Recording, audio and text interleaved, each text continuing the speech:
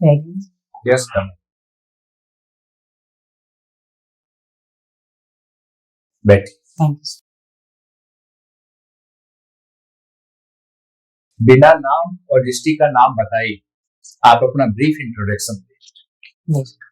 Sir मैंने मेरी 10th class Saraswati Shishu Mandir senior secondary school Shri Vijaynagar से 88.33% के साथ में 2017 में पास करी। उसके बाद सर मैंने मेरी 12th class Tagore central academy senior secondary school Suratgarh से 94.40 मार्क्स के साथ में 2019 में पास आउट करी। उसके बाद सर मैं मेरी ग्रेजुएशन के लिए दिल्ली विश्वविद्यालय की क्रोडीमल कॉलेज से सर मैंने बीएससी ऑनर्स मैथमेटिक्स में 2022 में ग्रेजुएशन करी है और यह सर मेरा आरएस के अंदर दूसरा प्रयास है।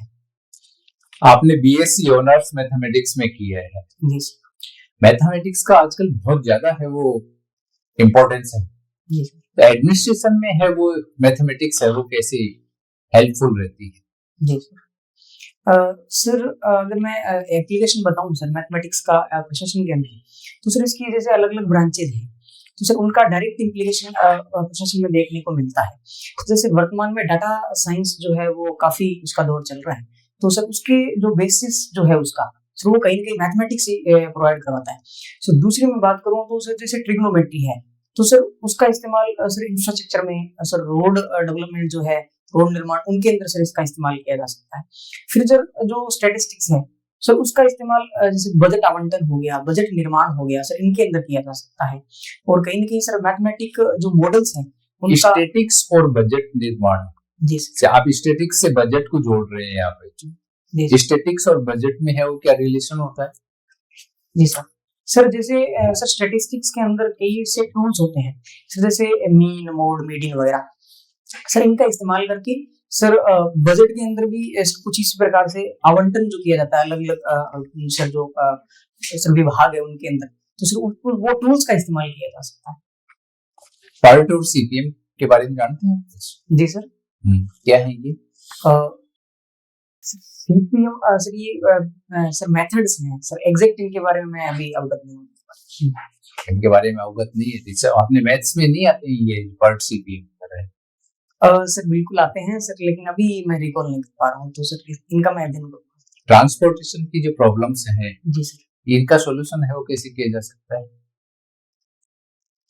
जी सर सर समस्या मैं एग्जैक्ट समझ नहीं पाया सर, किस विषय की आप बात करना चाह रहे हैं? ट्रांसपोर्टेशन मॉडल होता है, मॉडल ट्रांसपोर्टेशन मॉडल भी तो होता है ना?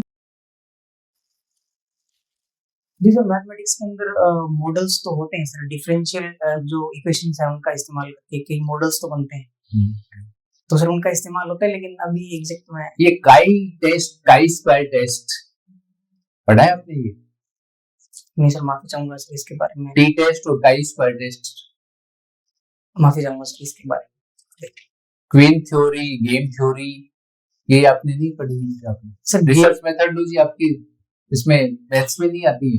नहीं सर, रिसर्च मेथडोलॉजी नहीं आती सर, इसमें नहीं आती। आपने दिल्ली से किया? जी सर। दिल्ली को क्यों चूज किया आपने? और राजस्थान में जब आपने स्कूलिंग की थी तो है वो कॉलेज आपने है वो दिल्ली क्यों चूज किया?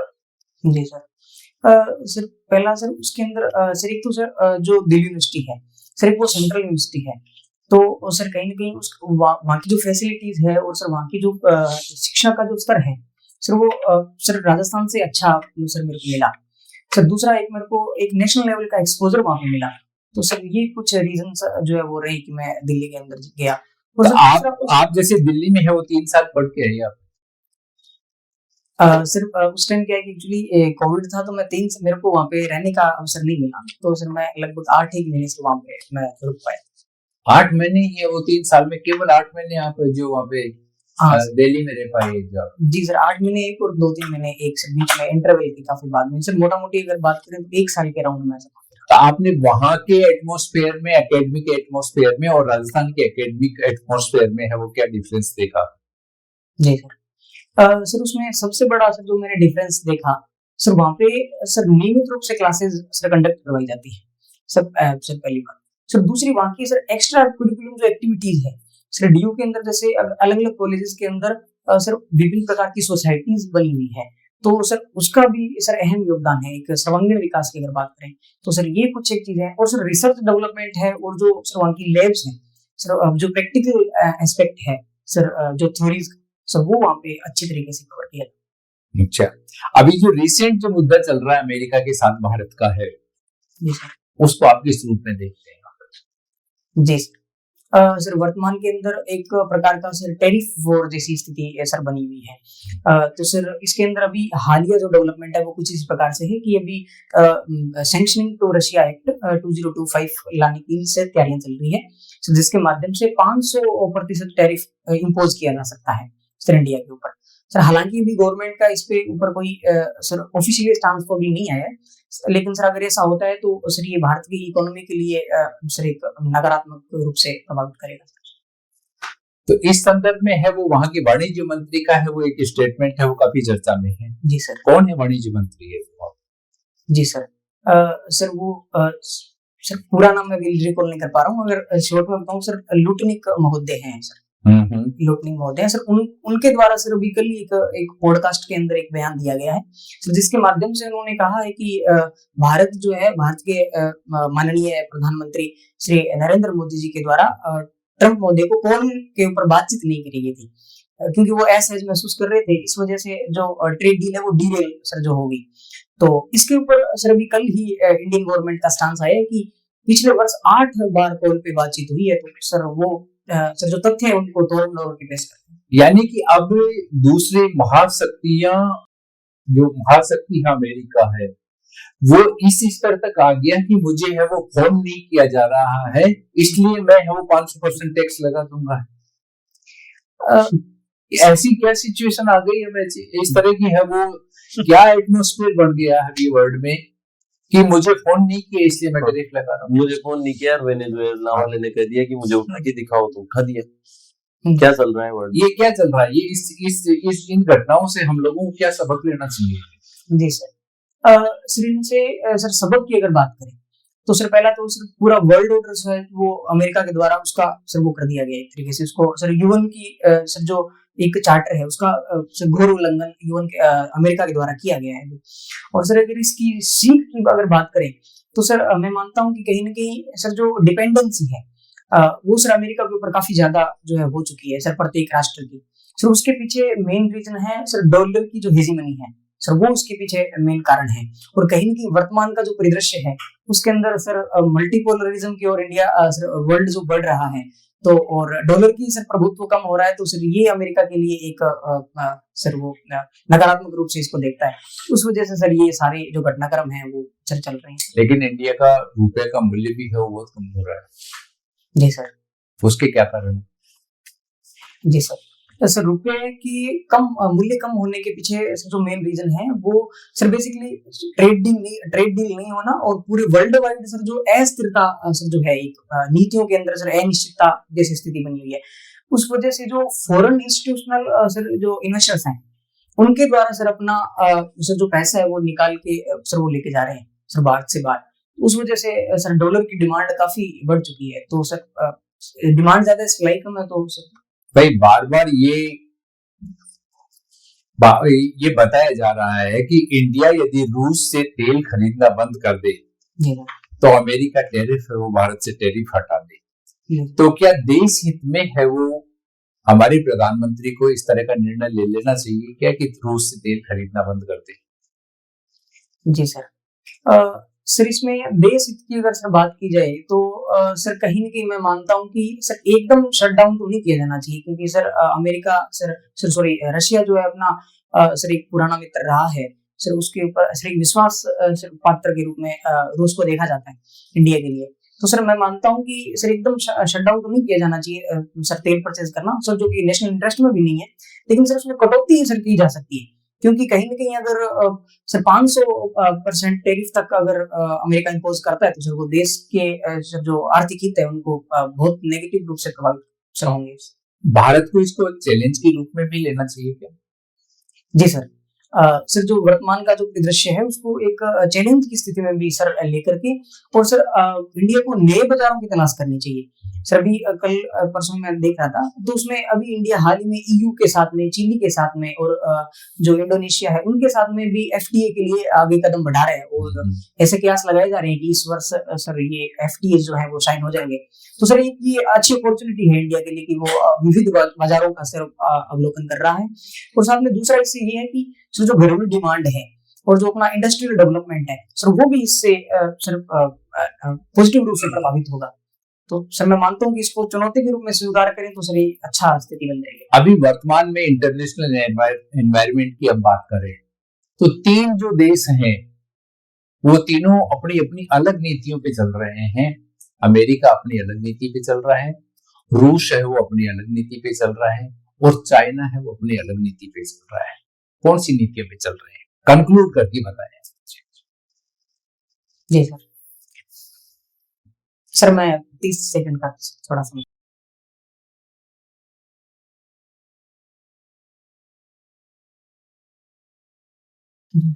सर इसमें सर जो अमेरिका है सर वो बेसिकली संरक्षणवाद की नीति को बढ़ावा दे रहा है, जिसमें सर अमेरिका फर्स्ट जैसी वो बातें कर रहा है। तो सर ये उसकी नीति होगी। और दूसरी बात सर रशिया की अगर मैं नीति की बात करूं तो सर रशिया का सर वो नाटो को सर मतलब उसके नाटो को अपनी सुरक्षा के लिए सर अहम खतरे के रूप में देख रहा है। तो सर वो यूक्रेन के कुछ हिस्से को सर लेना चाह रहे हैं अपने अंडर में। तो सर दूसरा रशिया की ये नीति है। और सर चाइना की बात करूं तो सर चाइना इन सभी परिदृश्य के अंदर सर अपने व्यापारिक हितों को साधने का प्रयास कर रहा है, और किसी भी प्रकार की सर जो सैन्य गतिविधियां हैं उनमें सम्मिलित होने से खुद का बचाव कर रहा है। और इन सर जो सिचुएशन बन रही है इनका सर फायदा उठा करके कहीं न कहीं ताइवान के ऊपर सर उसकी नजरें काफी दिनों से सर लगी हुई है, तो सर उसको हथियाने के भी प्रयास किया जा रहा है। बांग्लादेश में जो हिंदू विरोधी जो घटनाएं हैं जो बढ़ती जा रही हैं, उनको आप किस रूप में देख रहे हैं? लगातार जो हिंदुओं की जो हत्या की जा रही है उनको आप किस रूप में देख रहे हैं? सर जो वर्तमान का बांग्लादेश का जो परिदृश्य है सर, वो हिंदुओं के ऊपर, जो माइनॉरिटी के ऊपर जिस प्रकार से अटैक हो रहे हैं सर, वो निंदनीय है सर। इस प्रकार के कृत्य नहीं होने चाहिए। और सर जो ह्यूमन राइट्स है सर, उनका सर वायलेशन होना सर गलत है। तो उस पे अभी इंडिया का भी स्टांस रहा है उसके ऊपर। उन्होंने कहा है कि जो वहाँ की तत्कालीन सरकार है इसको इसके ऊपर एक्शन लेना चाहिए सर। लेकिन फिर भी कोई एक्शन नहीं हो रहा है। ऐसी क्या सिचुएशन होगी कि बांग्लादेश से भारत के बहुत अच्छे संबंध थे और वो संबंध है वो इस स्तर तक वो गिर गए हैं, जो सब क्या कारण मानते हैं? जी सर इसके पीछे बेसिकली मैं मानता हूँ कि सर जो घरेलू राजनीति है उनकी सर, वो उसके अंदर जिम्मेदार है कि सर बेसिकली इंडिया की जो रिलेशंस है वो पार्टी बेस्ड है सर अपने नेबरिंग कंट्रीज के साथ में। सर जैसे एक पार्टी रहती है उसके साथ में अच्छे संबंध होते हैं, और जैसे ही सर उसकी अगेंस्ट दूसरी पार्टी आती है तो सर सर हित एकदम बदल जाते हैं।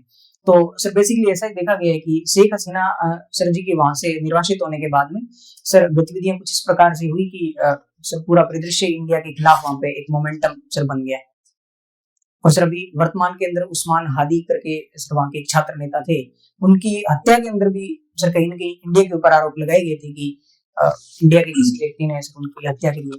देखो, इंडिया ने संरक्षण दे रखा है वहां के पूर्व प्राइम मिनिस्टर को, और है वो इंडिया के ही लोगों को, यानी कि हिंदुओं को ही है वो वहां पे है वो निशाना बनाया जा रहा है। तो इंडिया ऐसे काम क्यों करता है?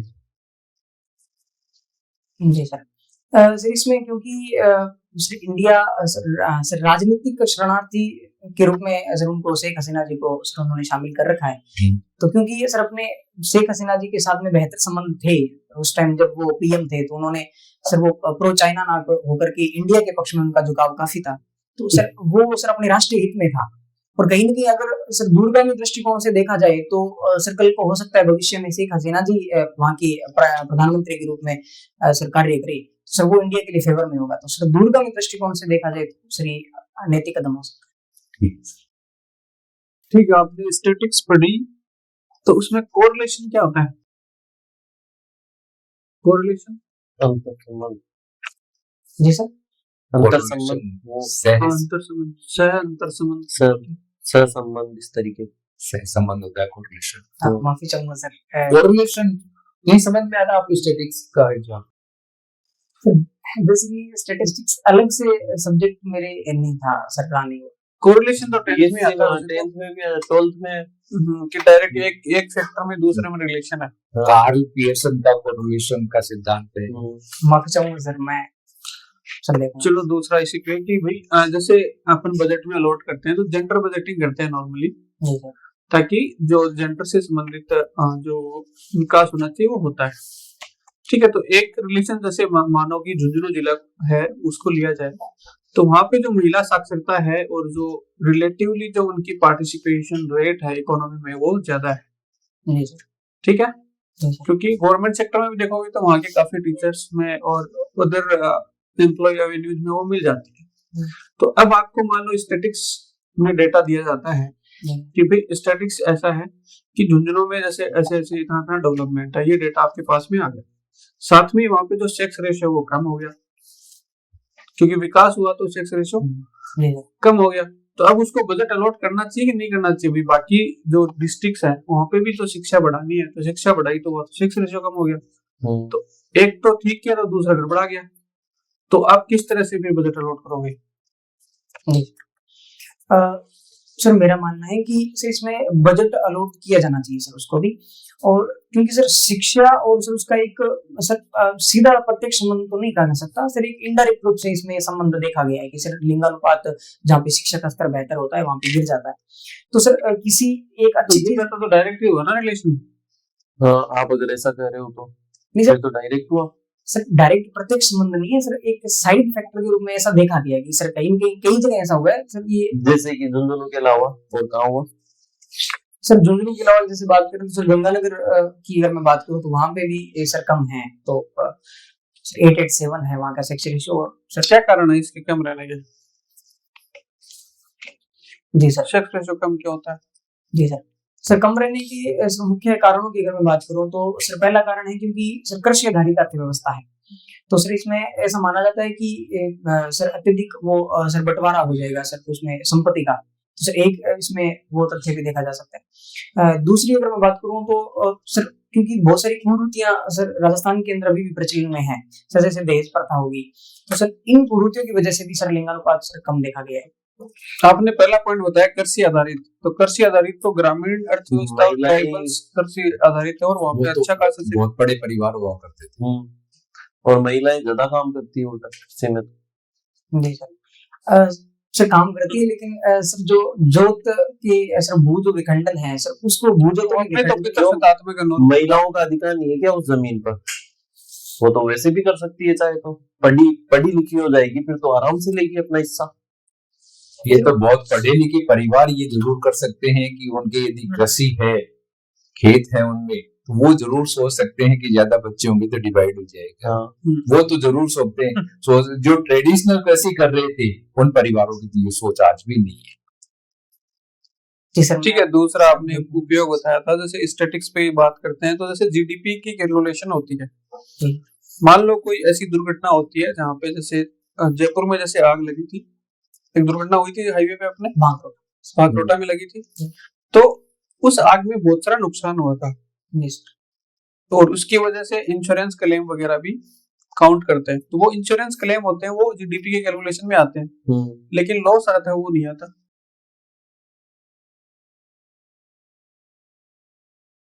तो ये तो जीडीपी का जो कॉन्सेप्ट है, कोई बीमार हुआ तो उसकी वजह से जो ह्यूमन की जो प्रोडक्टिविटी थी उसका लॉस भी हुआ।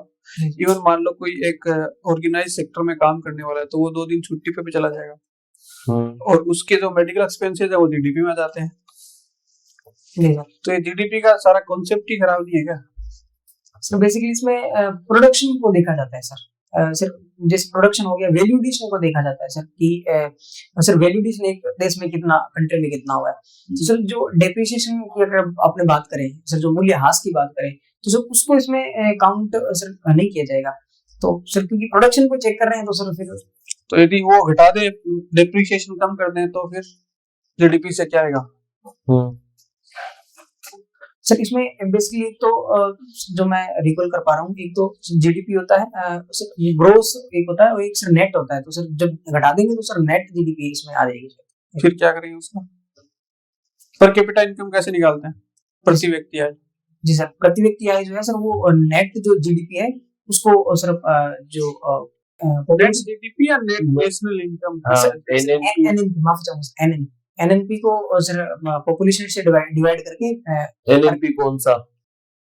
सर एनएनपी मार्केट प्राइस का या फैक्टर कॉस्ट कौन सा? सर मैं मार्केट प्राइस बिल्कुल कर रहा हूँ, बाकी इसमें चेक करूंगा। ठीक है, आपने बताया कि आप दिल्ली यूनिवर्सिटी गए तो आपने वहाँ पे एक्स्ट्रा करिकुलम एक्टिविटी भी करी और आर&डी पे भी काफी वहाँ पे काम होता है दिल्ली यूनिवर्सिटी। लेकिन मैं तो देखता हूँ भारत का डेटा जब देखते हैं तो भारत का जीडीपी का मेरली 0.6% जीडीपी है वो आर&डी खर्च होता है, और उसमें भी प्राइवेट सेक्टर का तो कोई कंट्रीब्यूशन ऑलमोस्ट नील है। ऐसा क्यों? जी सर, इसके पीछे की सर मैं बात करूं तो सर एक तो सर बजट का जो आवंटन है सर वो ही सर सही इस प्रकार से नहीं हो रहा है। क्यों नहीं है सरकार के लिए प्रायोरिटी? सर क्योंकि जो अपना विकासशील देश है तो सर अपनी प्रायोरिटीज शिक्षा, स्वास्थ्य और सर जो बेसिक नेसेसिटी की आवश्यक चीजें हैं सर उनके ऊपर ज्यादा है वर्तमान के अंदर। हालांकि फिर भी सर वर्तमान में सरकार इसमें अच्छा काम कर रही है। और सर जैसे जो मैं बात करूं स्पेस सेक्टर के अंदर या डिफेंस सेक्टर के अंदर रिसर्च एंड डेवलपमेंट की बात करें तो सर वर्तमान में इसरो और डीआरडीओ जैसी संस्थाएं वो अच्छा काम कर रही है। तो सर वर्तमान में इसको बढ़ाया जा रहा है सर जो रिसर्च एंड डेवलपमेंट का बजट है। हालांकि सर राष्ट्रीय सर जो वैश्विक औसत है उससे काफी कम सर है इंडिया। तो ये अपने लिए चुनौती है जिसको बढ़ाया जाना चाहिए। चलो एक वर्ड होता है गुड गवर्नेंस, एक होता है इंटेलिजेंट गवर्नेंस, दोनों में क्या डिफरेंस है?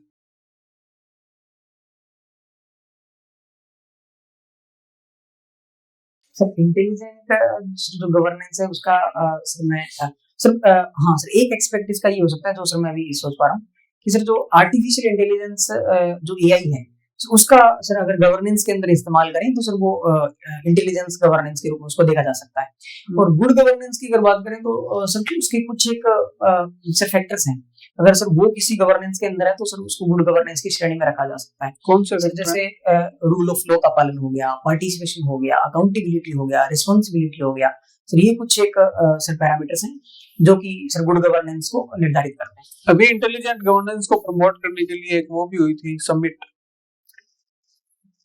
जी सर, कौन सी थी?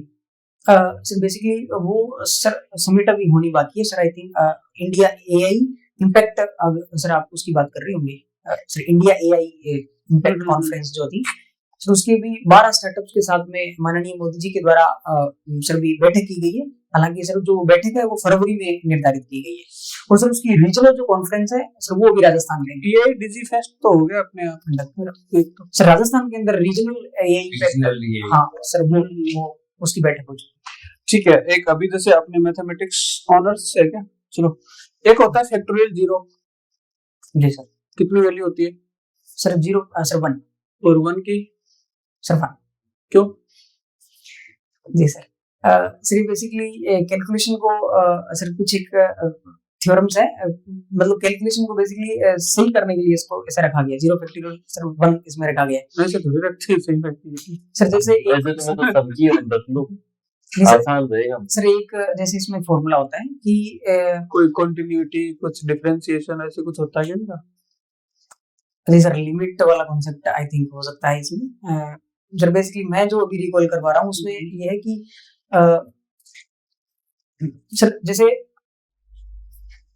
चलो ठीक है, जैसे अभी संक्रांत आने वाला है, मकर संक्रांति का त्योहार आएगा तो पतंग उड़ती है, काफी उड़ती है।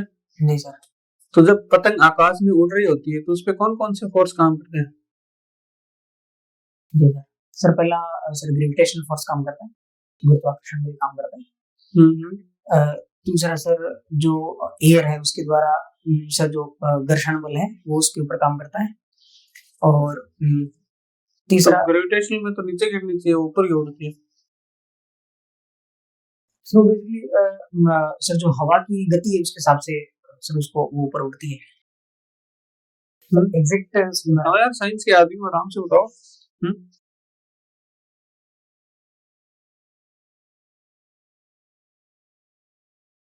चलो राजस्थान से अभी एक्सपोर्ट प्रमोट करने के लिए कौन कौन सी नीतियां लेके आया राजस्थान? जी सर, सर एक तो सर राजस्थान निर्यात संवर्धन नीति सर लेके आए और सर उसके अलावा जैसे सर विभिन्न सेक्टर को बढ़ावा देने के लिए एमएसएमई पॉलिसी भी लेके आए हैं। और उसके अलावा सर मैं बात करूं तो क्या इम्पोर्टेंस है एमएसएमई की, क्यों प्रमोट कर रहे हैं इतना? जी सर क्योंकि सर एमएसएमई जो वर्तमान में सर हैंडीक्राफ्ट, क्योंकि सर अपने जो राजस्थान की बेसिकली हैंडीक्राफ्ट्स वगैरह हैं सर उनके वैश्विक स्तर पे काफी सर उनकी डिमांड रहती है। तो सर एमएसएमई को अगर बढ़ावा दिया जाएगा तो सर उसके अंदर अपनी सर निर्यात अधिक मात्रा में बढ़ेगी। सर दूसरा एमएसएमई वो इंडस्ट्री है जो सर्वाधिक मात्रा में रोजगार सर प्रदान करती है। तो सर अगर वो होगा तो सर बेरोजगारी जैसी समस्याएं हैं उनका निवारण किया जा सकता है। और दूसरी कुछ है कि क्या चुनौतियां हैं उनके सामने? एमएसएमई में क्या क्या दिक्कतें आपको लगती हैं अभी भी जो सुधार होनी चाहिए? जी सर चुनौतियों की अगर मैं बात करूं तो सर सबसे पहले वित्त की समस्या उनके साथ में है सर रहती है। तो सर एक नंबर पे सर वित्त की समस्या उनके साथ में है। दूसरी मैं बात करूं तो सर जैसे ई कॉमर्स है सर उसके साथ में उनका जुड़ाव कम है। तो सर कहीं कहीं उनकी ब्रांडिंग और सर एडवर्टाइजमेंट जो है उस लेवल पे नहीं हो पाता। तो सर उस वजह से उनकी जो बिक्री है वो उस स्तर पे नहीं हो पाती। दूसरी बड़ी चुनौती है। तीसरा प्रशिक्षण की अत्यधिक आवश्यकता है। सो उनको उस लेवल का प्रशिक्षण नहीं मिल पाता जिस स्तर के उनके जो प्रोडक्ट है वो उनका निर्माण नहीं हो पाता। फिर चौथा कुछ एक देश है जो सैनिटरी एंड फाइटोसैनिटरी कुछ एक मेजर्स होते हैं सर उनकी एवज में सर अपने प्रोडक्ट्स को सर बैन कर देते हैं। तो जैसे अभी इंडोनेशिया ने राजस्थान की जो मूंगफली है उसको बैन कर दिया। क्यों? सर उसमें एक कोई तत्व है जैसे सर वो मैं केमिकल रिकॉल नहीं कर पा रहा हूँ। पेस्टिसाइड्स का रोल रहता है क्या इनमें? बिल्कुल सर पेस्टिसाइड का क्या ये पेस्टिसाइड रेसिड्यू करके एक नाम आता है और इसके लिए यूरोपियन यूनियन भी इंडिया के काफी प्रोडक्ट्स को ऐसे बैन कर देता है। क्या है सर जो शब्द आपने बोला उसके बारे में मैं अवगत नहीं हूँ, लेकिन सर पेस्टिसाइड से भी कुछ केमिकल्स का उसमें सर एक्यूमुलेशन काफी हो जाता है सर जो अपने प्रोडक्ट्स हैं।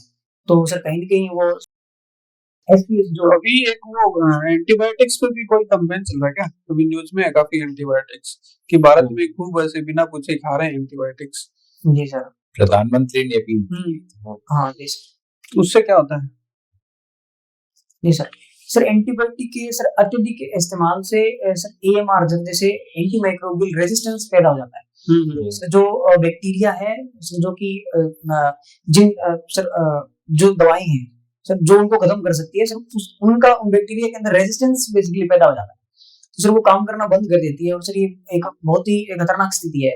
और सर इंडिया में इसको लेकर के काफी सर अभी अवेयरनेस की और रेगुलेशन की आवश्यकता है। डीयू में पढ़ाई की आपने? जेएनयू भी जाना हुआ है क्या कभी? माफी चाहूंगा सर मेरे को मौका नहीं मिला। नहीं मिला। तो क्या वो है इश्यू है कि जेएनयू में देश विरोधी नारे होते हैं, जेएनयू में नहीं होते, या बाकी की यूनिवर्सिटीज में ऐसे कोई इश्यूज नहीं होते? क्या लगता है आपको? दिल्ली में रहे हो आप, कुछ तो पता होगा। अभी रिसेंट में भी हुए हैं कुछ? जी सर बताइए क्या है इसका? जी सर इसका सर जो मैं अभी थोड़ा समझ पा रहा हूँ सर पहला रीजन ये हो सकता है कि सर जेएनयू में बेसिकली लोग मास्टर्स के लिए ज्यादा सर अप्लाई करते हैं। सर मास्टर्स की वहाँ की जो स्ट्रेंथ है स्टूडेंट्स की वो ज्यादा है। तो सर वहाँ पे जो चिंतन और मनन की संस्कृति है सर स्वतंत्रता ज्यादा है सर कहीं कहीं वहाँ सर डिबेट कल्चर अत्यधिक वहाँ पे सर फैला हुआ है। तो सर अत्यधिक मात्रा में सर जो स्वतंत्र चिंतन है सर वो एक इसका कारण हो सकता है। तो स्वतंत्र चिंतन खतरनाक है इसका मतलब? नहीं सर बिल्कुल भी खतरनाक नहीं है, लेकिन कहीं कहीं ऐसा माना जाता है कि जो साम्यवादी विचारधारा है उसका प्रभाव भी जेएनयू पे काफी पड़ा है। तो सर ये उसका सर एक साइड। तो साम्यवादी विचारधारा भी खतरनाक है देश के लिए? देश के लिए जी सर फिर ऐसी पॉलिटिकल पार्टीज भी हैं, उनको तो बैन कर देना चाहिए। सर जो लोकतांत्रिक तरीके से काम कर रही पार्टियां हैं सर उनको बैन नहीं किया जा सकता। हालांकि कुछ एक साम्यवादी पार्टियां ऐसी भी थी सर जिन्होंने सर लोकतंत्र के विरोध में काम किया और हिंसा को सर उन्होंने बढ़ावा दिया, तो सर उनको बैन भी किया गया। आई थिंक मैं रिकॉल कर पा रहा हूँ एक पार्टी सर जो थी जिसको बैन किया है, मैं भी नाम उसका रिकॉल नहीं कर पा रहा। 1942 में क्विट इंडिया मूवमेंट था, भारत छोड़ो आंदोलन। जी सर। तब साम्यवादी पार्टी का क्या स्टैंड था? कम्युनिस्ट पार्टी ऑफ इंडिया थी, उसका क्या स्टैंड था इंडिया में? जी सर उस टाइम आई थिंक वो सर अंग्रेजों के पक्ष में शायद थी। अच्छा थे, मान लिया ऐसा है, फिर वो पार्टी तो अभी भी है। जी सर। क्योंकि सर वर्तमान के अंदर सर वो लोकतांत्रिक मूल्यों के आधार पर चलने का प्रयास सर वो चल रही है, तो सर उस वजह से उसको बैन नहीं तो जेएनयू की पार्टीज है जो अंदर है वो लोकतांत्रिक मूल्यों पर आधारित नहीं है, जेएनयू के अंदर ऐसी कोई पार्टी नहीं है। तो फिर देश विरोधी नारे कहाँ से लग रहे हैं? मैं यही तो पूछना चाह रहा हूँ आपसे। जब ऐसा नहीं है, आप बोल रहे हो कम्युनिस्ट पार्टीज तरह की वो उन्हीं का प्रभाव है। हाँ। सर मैं सर मेरे कहने का तात्पर्य ये है कि सर कुछ एक जो ऐसी कम्युनिस्ट पार्टियां रही थी जिनके ऐसी विचारधारा है कि सर वो देश विरोधी बातें करते थे, सर हालांकि वो पार्टियां वर्तमान में पार्टी पर जाओगे आप, ये किसी व्यक्ति विशेष पर ऐसी बातें कही जा सकती। पार्टी में तो कई स्टूडेंट्स होंगे वहां पे, फिर वहां पे 2 या 4 या 5 गिरफ्तारियां क्यों होती हैं? बिल्कुल सर, माफी चाहूंगा सर, इस पे सर थोड़ा और अध्ययन करने की आवश्यकता है। ठीक है, आपके मैथमेटिक्स रहा है जी सर। आपको क्या लगता है जो सर्विसेज है आरएस, अलग अलग services RS RTS account service, किसके लिए बेटर है आपकी ये मैथमेटिक्स? कौन सी सर्विस के लिए सबसे सुटेबल है? और सर मैं मानता हूँ कि सर जो मैथमेटिक्स पढ़ने के बाद में सर कुछ एक जो गुणों का विकास हुआ है सर वो सर ऑल ओवर सभी सर्विसेज के अंदर काम आ सकते हैं। नहीं, सबसे ज्यादा किसमें काम आ सकते हैं? आपने प्रेफरेंसेस जो भरी होंगी उनमें सर सबसे ज्यादा की अगर मैं बात करूँ sir, I think sir account service में सर इसका इस्तेमाल बेहतर हो सकता है, अगर सर इसके जो एप्लीकेशन है उनका इस्तेमाल। तो अकाउंट सर्विस सबसे सही रहेगी आपके लिए। अकाउंट सर्विस सबसे ऊपर भरी है आपने? नहीं सर, मैंने बेसिकली आरएस को सबसे ऊपर रखा है। ओके, तो डेली पॉल्यूशन एक बड़ी समस्या है। जी सर। विजिंग मॉडल का नाम सुना है आपने? इसी के पैरेलल सर बिल्कुल मैंने नाम सुना है सर, अभी मैं उसको अच्छे से रिकॉल नहीं कर पा रहा सर, मैं उसको अध्ययन करना उसके बारे में। ओके, अरावली के बारे में क्या विचार है आपका? अरावली को किस तरह से बचाया जाना चाहिए, या सुप्रीम कोर्ट का जो वर्डिक्ट है उसको आप कैसे देखते हो? क्या सोचना है आपका इस पर? जी सर, सर मेरा मानना है कि क्योंकि अरावली सबसे पुरानी सर पर्वतमाला है, सर इसका संरक्षण बेहद आवश्यक है। और सर इसकी सर बहुत सारी इंपॉर्टेंस है, जैसे कि मरुस्थलीकरण को रोकना, और सर जलवायु सर जो अच्छा, ऐतिहासिक महत्व क्या है अरावली का? जी सर, सर मैं समझा नहीं किस संदर्भ में। ऐतिहासिक महत्व, हिस्ट्री में क्या क्या चेंजेस हो सकते थे राजस्थान की में अगर अरावली नहीं होती? जी सर, सर इसमें एक मैं सर फैक्टर रिकॉल कर पा रहा हूँ कि सर जो महाराणा प्रताप जी के खिलाफ में सर जो मुगलों के द्वारा विभिन्न सैन्य अभियान चलाए गए थे, तो उनके द्वारा गुरिल्ला जो वेरफेयर की गई थी, तो उसमें अरावली की पहाड़ियों का काफी उसमें योगदान रहा था, क्योंकि सर पहाड़ी क्षेत्र था और गुरिल्ला सर वो उन्होंने युद्ध पद्धति का इस्तेमाल किया। ठीक है, एक तो दूसरा एक हो गया। दूसरा सर अगर मैं बात करूं और अभी मैं नहीं कर पा रहा हूँ। फोर्ट्स, बिल्कुल सर, किलों का सर जो निर्माण है सर वो बिल्कुल स्थापत्य कला के योगदान रहा है। ईरान में जो संकट चल रहा है अभी वर्तमान में, इसको आप कैसे देखते हो? जी सर, सर ईरान के अंदर वर्तमान में संकट चल रहा है, बेसिकली सर वहाँ पे महंगाई काफी बढ़ चुकी है सर, 52% के आसपास वहाँ पे इन्फ्लेशन रेट आ गया है, और सर वहाँ की जो मुद्रा है उसकी काफी सर डिग्रेडेशन हो चुका है सर। वर्तमान में सर एक सर जो डॉलर है वो आई थिंक 15 लाख के आसपास रियाल के आसपास आ चुका है, और सर काफी मात्रा में जनता जो है वो सड़कों के ऊपर है। और जो इंटरनल रीजन ही है क्या है? आपको लगता है कि केवल आंतरिक कारण है? वहाँ तो एक रास्ते का नाम है ट्रम्प स्ट्रीट। जी सर, सर विशुद्ध रूप से सर ये इंटरनल मामला नहीं है सर, आज ही मैं इसके बारे में अध्ययन कर रहा था, तो सर उसमें कहीं ना कहीं अमेरिका जिस प्रकार से सर ईरान को लेकर के सर अपना स्टैंड दिखा रहा है उनकी सर जो वर्तमान सरकार है उसके समक्ष, तो सर कहीं ना कहीं ऐसा महसूस हो रहा है कि डीप स्टेट के द्वारा भी कुछ न कुछ। और जो लद्दाख में इश्यू था जी सर, 6 शेड्यूल को लेकर, उसको उस पर क्या था? सिर्फ इंटरनल था या एक्सटर्नल भी था? सर उसका सर मैं मानता हूँ कि सर वो इंटरनल ही था, मोर ओवर इंटरनल ही था। फिर वो तो मनी लॉन्ड्रिंग को लेकर और इन सब चीजों को लेकर बिल्कुल सर, वो सर इस बारे में थोड़ा सा देने को सर इसमें। और जेएनयू का इंटरनल या एक्सटर्नल? सर मेरा मानना है इंटरनल जाएगी। ठीक है सर।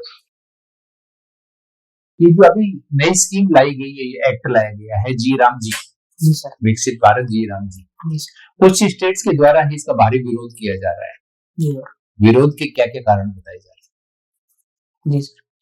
सर इसमें पहला बड़ा कारण जो बताया जा रहा है सर, वो उसके नाम को लेकर के है कि कहीं कहीं सर जो अपने राष्ट्रपिता महात्मा गांधी जी है उनका नाम इस स्कीम से हटा दिया गया है। सर विरोध का पहला कारण ये। सर दूसरा कारण इसमें जो फंडिंग पैटर्न है सर उसमें बदलाव किया गया है। सर वर्तमान में 60-40 का इसमें रेशो तय कर दिया गया। सर पहले इसमें 90-10 था। तो सर दूसरा बड़ा सर वित्तीय भार का कई राज्यों का बोझ बढ़ेगा, तो दूसरा कारण ये। सर तीसरी अगर मैं बात करूं तो सर पहले सर बेसिकली ये sir bottom to top approach पे काम करती थी। सर वर्तमान में टॉप टू बॉटम अप्रोच जैसा कुछ इसमें बना दिया गया है। सर जैसे जो कार्य का निर्धारण है और जो विभिन्न प्रकार की गतिविधियां हैं उनका निर्धारण सेंट्रल गवर्नमेंट के द्वारा किया जाएगा और सर उनका क्रियान्वयन राज्य सरकार के द्वारा करवाया जाएगा। तो सर ये भी सर एक सर बेसिकली इसको स्प्लाइट ड्रिवन बना दिया। तो सर एक इसमें ये कई तथ्य है इसमें। अभी वाणिज्य मंत्री यूएसए का एक बयान है टैरिफ को लेकर। जी सर। क्या बयान? सर उनके द्वारा कहा गया है कि सर जो भारत के प्रधानमंत्री है उनको कॉल करने के लिए बोला गया था कि वो ट्रम्प मोदी को कॉल करें, और सर डील लगभग तय हो चुकी थी, लेकिन कॉल नहीं करने की वजह से, बात नहीं करने की वजह से सर वो डील कर दी। क्या आप इससे सहमत हैं कि फोन पे बात नहीं करने की वजह से है वो इतना बड़ा है वो समझौता हमने है वो खो दिया? नहीं सर, मैं सर इस बात से सहमत नहीं हूँ। सर इसमें भारत का भी आधिकारिक रूप से बयान आ चुका है कल। सर इसमें ऐसा माना गया है कि 2025 के दौरान सर जो भारत के प्रधानमंत्री है माननीय नरेंद्र मोदी जी, उनके द्वारा 8 बार ट्रम्प मोदी को कॉल किया गया था। तो सर ये एक रीजन नहीं है सर, ये बेसिकली सर तथ्यों के साथ में खिलवाड़ करने जैसे। स्ट्रीट डॉग्स के संदर्भ में एक सुप्रीम कोर्ट में केस चल रहा है। जी सर। क्या है ये केस? जी सर। सर इसमें बेसिकली सर नवंबर 2025 के अंदर सुप्रीम कोर्ट के द्वारा एक सर जजमेंट दिया गया था सर, जिसमें जो जितने भी सार्वजनिक स्थल हैं, जैसे सर बस स्टैंड हो गया, अस्पताल हो गया, स्कूल्स हो गए, सर उनके आसपास जो सर आवारा कुत्ते हैं उनको सर उनको पकड़ करके और उनका टीकाकरण और नसबंदी करवा करके सर उनको शेल्टर होम में डालने का सर निर्देश दिए गए थे प्रशासन को। तो सर उस संबंध में कई सर जो पर्यावरणविद है, जो सर पशुओं के संरक्षण के कुछ एक संगठन है एनजीओ टाइप, उनके द्वारा सर याचिका दायर करी गई सुप्रीम कोर्ट के अंदर। तो सर उसी के ऊपर अभी डिस्कशन और सर वो चल रहा है। ठीक है, आपके साक्षात्कार होगी, आप जा सकते। Thank you sir. Thank you.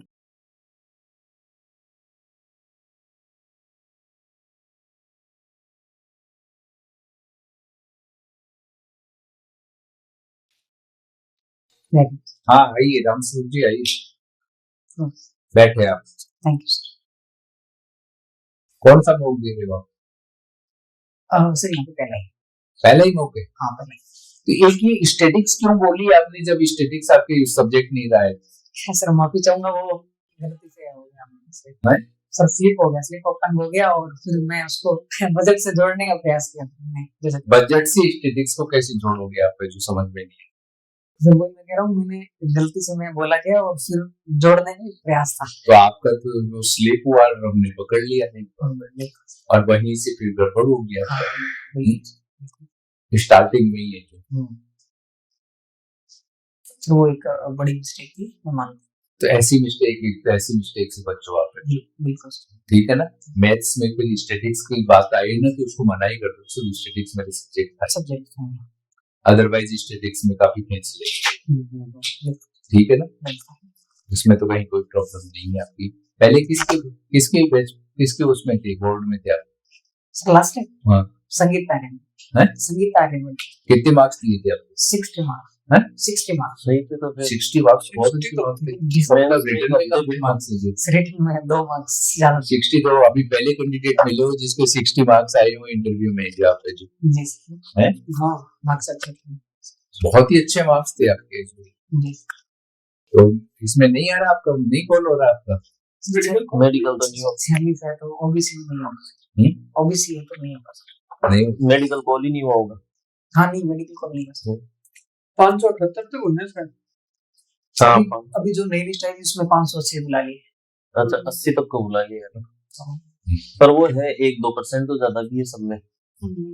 हाँ और एक ये जो आप ये जो बता रहे हो कि कोरोना के टाइम में ज्यादा नहीं रहा जी सर, दिल्ली में, जी सर, इसको यदि हम नहीं बताएंगे बिल्कुल सर, इसको मना मतलब अच्छा जैसे तो कि आप थोड़ी सी वो प्रॉब्लम्स को देख लो ना वहाँ की, ये दिल्ली में क्या क्या प्रॉब्लम्स है। तो हम क्या किसी सब्जेक्ट किसी इस तरह की घटना से दूर भागे तो वो सोचते हैं कि यार फिर इसका मतलब ये दिल्ली क्यों गया था। सर वो मैं भागने की प्रयास नहीं था, जैसा कि आपने कहा कि आप वहाँ पे तो रहे हो अच्छे 3 साल रहे हो, तो सर उसका वो आंसर मैं कर रहा था। समझने के लिए 1 साल भी बहुत होता है। हाँ हाँ, बिल्कुल वो 1 साल बहुत होता है, वो करने का मतलब है जो तो उसमें उसमें आप एक तरफ तो ये कह रहे हो कि शिक्षा का स्तर हाँ। राजस्थान से अच्छा था, नेशनल वो सब एक्सपोजर मिला मुझे। एक्सपोजर मिला, मैं पूछने वाला था कि एक्सपोजर तो फिर गायब हो गया तो होगा। फिर वो एक्सपोजर कहाँ हो गया, एक्सपोजर तो आपको मिला ही नहीं कि 3 साल में आपने एक तरह से 2.5 साल 2.25 साल तो आपने वो वहां रहे ही नहीं आप। तो इस तरह की जो चीज है ना, इसमें हम थोड़ी सी तैयारी करके और ये जो चीज है वो हम इसमें हटा दें तो सबसे बेटर सिचुएशन मानता हूँ मैं तो आप। और फिर दिल्ली की एजुकेशन को लेकर आप उसकी मेरिट्स बताएं आप, कि इसलिए मैं इससे प्रभावित हुआ और मैं है वो दिल्ली चला गया और मुझे वहां पे है जो इस चीज का है वो फायदा मिला है, क्योंकि मुझे है वो काफी ब्रॉड लेवल पे है वो पोस्टर मिला एक तरह से वहाँ पे जो मैं रहा हूँ कि मुझे मेरी पर्सनालिटी में है जो उसमें जो चेंज मैं लेके आया हूँ। बाकी ओवरऑल तो देखो क्वेश्चन तो है वो किसी भी चीज पे पूछे जा सकते हैं, कॉन्फिडेंस और आपको सहज रहना है कोई भी बात। बाकी ये जो आपका इंटरव्यू है वो अच्छा है। इंटरनेशनल लेवल की जितने भी क्वेश्चन आपसे पूछे तो वो काफी अच्छे बैलेंस्ड क्वेश्चन के जवाब थे आपकी। और राजस्थान की और फ्लेक्सिबल स्कीम्स के बारे में देख लेना, अभी डेट नहीं आई आपकी, डेट नहीं आई मंडे को आई, मंडे को सर 19 से अगला है ना सर, 19 से 29 है ना। हाँ मंडे को सर लिस्ट आ जाएगी। हाँ मंडे को आएगी। तो उसमें देखना अभी एक 2-4 दिन तैयारी और करके एक मॉक और दे लें इंटरव्यू की डेट आने से पहले। हाँ कितने दे लिए अब तक? पहला ही है ना, बता रहे ना सर, यहाँ पे लगे वैसे ये सर चौथा है वो। अरे यहाँ का पहला थोड़ी पूछ रहा है मैं तो ये पूछ रहा था ओवरऑल कितने मॉक दिए हैं सर ये फोर्थ है। तो और दूसरे मॉक और इस मॉक में कोई डिफरेंस लगा क्या आपको? सर बेसिकली आईआर पे खूब चला और जो स्टैटिस्टिक्स जो वाला मैंने गलती की उसको पकड़ लिया गया बेसिकली। और सर कुछ एक मैं देख रहा था अभी ऐसे कुछ मुद्दे रह गए जैसे हॉबी वगैरह पे थोड़ा बहुत, हालांकि वहाँ पे भी ऐसा पूछ नहीं रहे और ये पूछ ही नहीं रहे हो। हाँ पूछ नहीं रहे। एकमात्र मंत्र उच्चारण करना ही होगी। हाँ सर उसी वो मैंने लिखा है यहाँ पे कि सर ये ठीक रहेगा या इसको चेंज करना चाहिए, मत बताना है ऐसा तो क्या करना चाहिए। तो क्या हॉबी में यार वो गायत्री मंत्र का उच्चारण कर रहे हो आप? अभी तक किया क्या आपने? थोड़ी देर बाहर गए तब किया था क्या? नहीं सर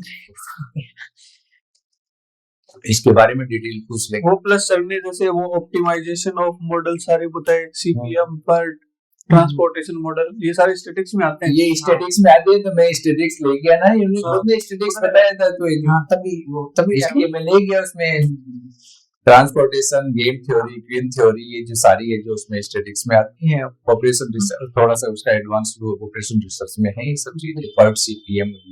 और आपने अकाउंट सर्विस पे सीमित कर लिया खुद को। हाँ वो और भी एकदम से वो गलत क्यों सभी जगह काम आएगी। हाँ। क्या है? नहीं सर मैंने पॉइंट तो रखा था इसमें जगह काम आएगी। हाँ तो फिर आरएस में बताओ ना, आरएस वाले में बताओ ना ये चीजें सर, ये आरएस के काम आएंगी। अकाउंट्स तो एक स्पेसिफिक रीजन है जो एक पार्टी करेगा। सर वो मतलब डायरेक्ट बताने का प्रयास कर रहा था, सीधा संबंध उसी से मिलता है, बाकी तो सारी सर्विस तो सीधा संबंध तो इससे भी नहीं है कोई देखा। तमिलनाडु ने आरोप लगाया इस जयराम जी में कि सारे फैसले केंद्र के हाथ में हो जाएंगे, राज्यों का है वो बिल्कुल, तो इसमें भेदभाव कर सकते हैं। तो कुछ अलग से बताओ कि विरोध क्यों हो रहा है? नहीं सर और ये संघीय ढांचे पर तमिलनाडु कर रहा है, संघीय ढांचे पर ही प्रहार है इससे। तो ये संघीय ढांचा क्या है और इस स्कीम के तहत वो कैसे प्रहार किया जा रहा है? थोड़ा सा यदि एडवांस हो तो कुछ अलग हटके बताएंगे, काफी इम्प्रेसिव होगा। और पहले आप इंटरव्यू दे चुके हैं, इसलिए तजुर्बा आपके पास है। अच्छा वाला अनुभव है आपके पास। अच्छे 60 नंबर मार्क्स तो बहुत अच्छा है। बढ़िया है वैसे 60 मार्क्स अब की बार ले आओगे तो बड़ा पार हो जाएगा। हाँ सर इस बार ये मेरे को तो ये था कि 60 में तो पहले भी पार हो जाना चाहिए था, इनके मार्क्स हाँ। तो बिल्कुल वैसे आ गए। सर मार्क्स इंटर उसमें मेंस में बिल्कुल 264 ही थे, है ना? हाँ 264 पर 75 हो गए तो भी झट से स्टेट सर्विस आ जाती है। सर 70 होते ना तो भी नौकरी लग जाती सर नौकरी तो आई थिंक 266 पे लग जाती, 2 मार्क्स और होते आई थिंक ये होता है। अच्छा अच्छा, इतनी रैंक वो चल 60 जाती हो है, जाते 60 बहुत बड़े। हैं? 2 नंबर में 60 सर 0.25 अगर मेरे से जिनके तो मार्क्स पहले ज्यादा पहले पहले यही ओबीडी की थी क्या आपने गायत्री मंत्र वाली? हाँ सर हॉबी के लिए थोड़ा था कि जैसे पिछली बार मैंने बोली थी उनको सर एक तो बड़े बुजुर्गों से बातचीत करना और एक गायत्री मंत्र का उच्चारण। तो सर उन्होंने मेरे को बोला कि ये कोई हॉबी थोड़ी होती है, मतलब ऐसा तो नहीं है, हॉबी नहीं है, मतलब उन्होंने बुजुर्गों वाली पे काफी नोटिस किया। उनका नहीं ये कोई हॉबी नहीं है, और बताओ कुछ। तो नहीं आप उसको डिफेंड कर लेते हैं भाई बुजुर्गों में, फिर पर आपको फिर वो जैसे ओल्ड एज वालों की प्रॉब्लम्स वो सब चीजें जाती हैं। वो फिर मैंने सारा Economy। मेरा तैयार था और मैंने डिफेंड भी किया है, बस मैंने डिफेंड भी किया है। नहीं, जब इनसे कन्विंस हुए तभी 60 मार्क्स दिए तो ऐसे थोड़ी ना 60 मार्क्स। बिल्कुल सर मैंने डिफेंड किया और उन्होंने फिर माना, फिर उन्होंने कहा नहीं नहीं ठीक है वो आपकी ठीक है आपको बात करना अच्छा लगता है लेकिन बाकी फ्री टाइम में क्या करते हो। फिर मैंने बोला पार्लियामेंट्री डिबेट सुनना वैसे। सर अब मैं आपसे ये कंफर्म करना चाह रहा हूँ कि सर मैं वो लिख सकता हूँ संसदीय कार्रवाई कहाँ लिखोगे? लिखने की जरूरत ही नहीं आई है। थिंक मैं बोल सकता हूँ वहाँ पे आगे से तो मत बोलो, आगे से तो कुछ भी मत बोलो। हॉबी सर मैं हॉबी में पूछे तो नहीं पूछ रहे, नहीं पूछे। पूछे तो बोलना। हाँ फिर पूछ ले, वो आगे से तो ही बोले, पूछना, फिर तो उसको बोलना। तैयार करके जाना, फिर आप पूछो। या फिर इंट्रोडक्शन में आपको लग रहा है कॉन्फिडेंस इतना जबरदस्त है कि मैं अपने आप में कि इस हॉबी के साथ तो बहुत ही कंफर्टेबल हूँ, तो इंट्रोडक्शन में बोल दो। इंट्रोडक्शन में बताओ फिर। तो हॉबी नहीं जा रही अंदर, कुछ भी नहीं था। हाँ हॉबी वगैरह तो नहीं जा रही सर, कई बार वो पूछ लेते हैं। कई बार नहीं, अब वो पिछली बार संगीता मैडम और मंजू मैडम थी पूछने वाली, वो है ही नहीं। मंजू मैम तो खैर इस बार पूछती। इस बार भी पूछी है सर अभी कुछ से एक से पूछिए, पर मैं हाँ। बताऊं ना बहुत कम है हॉबी का। देखो वहां का पूछ ले कुछ भी, ये तो हाँ, हम ये तो कर ही नहीं पाते। हाँ। और आप खुद से ही ऐसे बताओ आगे से हॉबी तो बता सकते हो इंट्रोडक्शन के टाइम ही, अगर वो इंट्रोडक्शन पूछे तो आपसे। तो सर उस टाइम क्या बताना ज्यादा बेटर है, ये वाली गायत्री मंत्र वाला बोलूं या संसद? गायत्री मंत्र तो कोई हॉबी थोड़ी होती है। एक मंत्र पे ही हॉबी थोड़ी ना होती है, कैसे आपके जीवन में वैल्यू ऐड कर रहा है। तो सर वैल्यू का तो क्या है, मतलब थोड़ा मानसिक शांति है, एकाग्रता है बेसिकली। सर मेरे हॉबी में थोड़ा हॉबी के बारे में पढ़ोगे। हॉबी क्या होती है? फ्री टाइम में यदि तुम कुछ कर रहे हो ना, मन हो अपने आप ही जाए उधर आदमी चल के। हाँ। जैसे 5 बजते ही किसी के होता है ना कि क्रिकेट खेलना हॉबी होती थी पहले, अब तो हो ही नहीं सकती हो, तो 5 बजने का वेट करता था आदमी कि शाम को स्कूल जाएंगे क्रिकेट खेलने।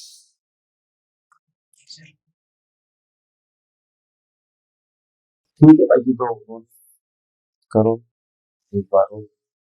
जो भी हॉबी का पॉइंट पढ़ाओ ना, उसकी तैयारी फिर पूरी क्रॉस क्वेश्चन जो भी हो सकता है उनकी तैयारी फिर आप। बाकी ये तो नहीं हो सकती मेरे। हाँ सर ये इसका तो कोई पॉइंट ये तो कह दूं कि मेरा है जो गायत्री मंत्र में विश्वास है, इस तरह का जो कोई बात आए तब अपनी तरफ से पूछे स्पेसिफिक। ये तो रिपीटेटिव हो गई, जैसे मतलब ये है इसको मैं सर ऐसे करता हूँ फिर ये ठीक होता तो ये तो घरों में लगा देते हैं, चलती रहती है लगा रही। वो जो ऑफिस का उपयोग कैसे करोगे कि मेरे ऑफिस में भी मैं लगा दूंगा, मानसिक शांति मिलेगी। वो ठीक है। इसको तो रहने दो, कोई दूसरी अगर रख लो आप तो रख लो, और नहीं बोलो तो भी काम चल रहा है आपका, खुद क्वेश्चन हो जाएंगे आपसे। वो विश्व सर भी तो मैथ से ही है, अयूब सर मैथ से, मैं सर आईआर एकदम दनादन चल रहा है, तो आईआर के दिल्ली से रिलेटेड इश्यूज चल रहा है, दिल्ली से रिलेटेड चीजें पूछ। तो इसलिए दिल्ली में जो आईआर भी चलेगा, तैयारी कर लो, बढ़िया होगा। पहले भी आप अच्छा आरपीएस नहीं बने आपने ना, हाइट का इश्यू होगा आपके साथ। चलो ठीक, okay thank you so much.